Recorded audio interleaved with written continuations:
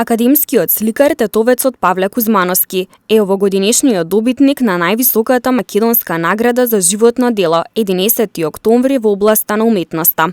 Вчера во собранието на Кузмановски му беше врачена наградата, а во основното училиште Гоце Делчев во Тетово синоќа се одржа пригодна свеченост по повод неговото одликување со ова признание и по повод државниот празник 11 октомври. Јас ја добив наградата од областа на уметноста, на творештвото, со што на некој начин ето го добив признанието кое веројатно некој го вреднувал, го открил и го предложил да се вреднува на својиден начин со награда, а тоа творештво е, да речеме, еден период од можда 50 години континуирано работење во мојата област ликовна уметност, при што сум направил преку 50 ликовни изложби во земјата и во странство.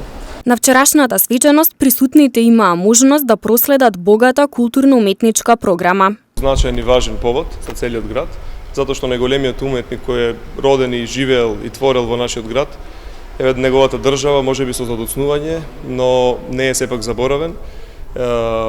Одборот за доделување на највисоката македонска државна награда 11 октомври одлучи да му ја додели највисоката, најпрестижната државна награда за животно дело.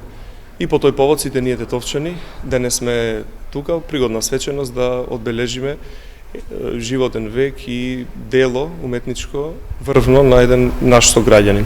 Имаме уметничка културна програма од повеќе изведувачи, разни жанрови ќе бидат опфатени, ќе се подсетиме на неговата биографија која е богата, но значајно е да се каже за ваков повод и граѓаните кои што можеби помалку знаат за неговиот богат животен опус, тоа да го слушнат.